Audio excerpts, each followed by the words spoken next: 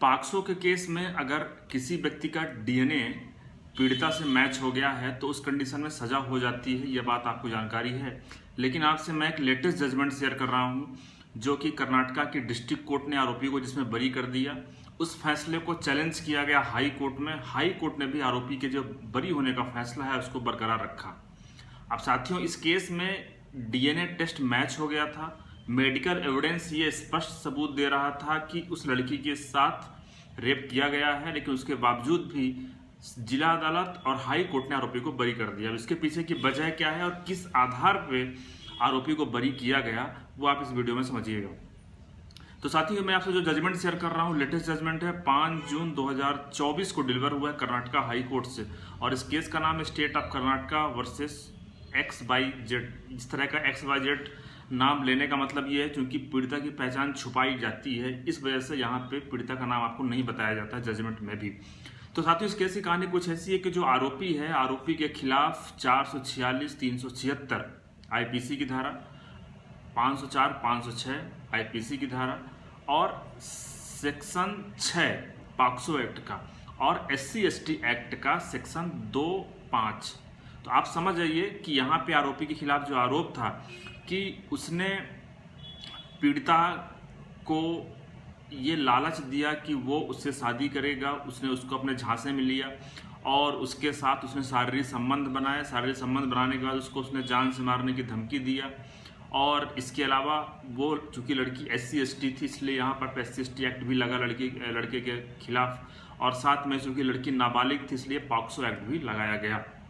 अब साथियों, ये जो मुकदमा है, इस केस में जब ट्रायल कोर्ट में गवाही हुई पीड़िता की तो पीड़िता ने ये कहा कि उसके साथ किसी प्रकार की कोई घटना नहीं हुई है। पहली बात ये, उससे पूछा गया कि जो चूँकि मेडिकल एविडेंस में ये था कि उसने एक बच्चे को भी जन्म दिया है, तो उसने स्पष्ट मना कर दिया कि मैंने किसी बच्चे को जन्म नहीं दिया है। अब इस प्रकार से उस लड़की ने स्पष्ट बिल्कुल उसके अगेंस्ट में गवाही दिया, जो जैसा कि प्रोसिक्यूशन का कहना था। प्रोसिक्यूशन का कहना था क्योंकि मेडिकल एविडेंस ये कह रहा था कि उसने एक बच्चे को जन्म दिया है, डीएनए मैच हुआ है, लेकिन उस लड़की ने स्पष्ट मना कर दिया कि ऐसा कुछ भी नहीं हुआ है मेरे साथ में। अब साथियों, जब यहाँ पे मेडिकल एविडेंस मैच कर रहा था तो उस आधार पर जब जिला अदालत ने जो फैसला सुनाया वो ये कहा कि चूंकि पीड़िता ने जो गवाही दिया है वो स्पष्ट मना कर रही है। अब जो सवाल उठाए गए वो सवाल उठाए गए डीएनए जो सैंपल लिया गया, सैंपलिंग को लेकर सवाल उठाया गया। सवाल क्या उठाया गया सैंपलिंग को लेकर के कि सैंपल लिया गया था 3 तारीख को और उसको भेजा गया था फॉरेंसिक लैब में 13 तारीख को, मतलब कि लगभग 10 दिन का गैप था। और सवाल ये उठाया गया कि आखिर 10 दिन वो जो सैंपल था किसकी कस्टडी में था, क्या सेफ कस्टडी में था या फिर उसको जिस प्रकार से प्रिजर्व करना चाहिए, जैसे उसको रखना चाहिए, क्या वैसा रखा गया था। तो साथियों देखिए, मामले को देख करके तो ये स्पष्ट लग रहा है कि लड़की ने चूंकि बयान बदल लिया है इसलिए यहाँ पे आरोपी को बरी किया गया है, लेकिन स्पष्ट रूप से कोर्ट ऐसा नहीं लिखती है कि इस आधार पर बरी किया गया है। सवाल अगर आप सैंपलिंग पे उठाएंगे तो ही आरोपी बरी हो सकता है।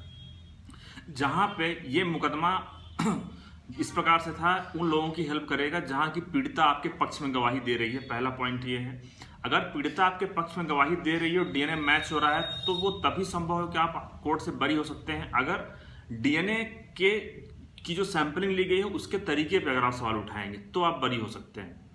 जब इस फैसले को चैलेंज किया गया हाई कोर्ट के डिवीजन बेंच में, तो डिवीजन बेंच ने इस फैसले को सही माना। डिवीजन बेंच ने कहा कि केवल डीएनए के आधार पर किसी को सजा नहीं सुनाई जा सकती है, और वो भी खासकर वहां जहां की डीएनए की जो सैंपलिंग है वो ये साबित नहीं कर रही है। उसको उसी तरीके से सैंपल लिया गया था, उसको सेफ कस्टडी में रखा गया था, उसको सही तरीके से प्रिजर्व किया गया था उस कंडीशन में। तो आप समझ गए होंगे, अगर आपके मामले में लड़की ने बयान बदल दिए तो आपको डीएनए की सैंपलिंग में सवाल जरूर उठाना पड़ेगा। इनकेस अगर लड़की ने बयान नहीं भी बदला है तो भी आप डीएनए की सैंपलिंग पे सवाल उठा सकते हैं कि डीएनए का जो सैंपल लिया गया था वो सही तरीके से नहीं लिया गया था। इस आधार पे कोर्ट आपको बरी कर सकती है, जैसा कि इस मामले में हुआ था। जिला अदालत ने ही आरोपी को बरी कर दिया था। उसके बाद उसी फैसले को जब अपील किया गया तो हाई कोर्ट ने भी उस फैसले को यथावत रखा। धन्यवाद।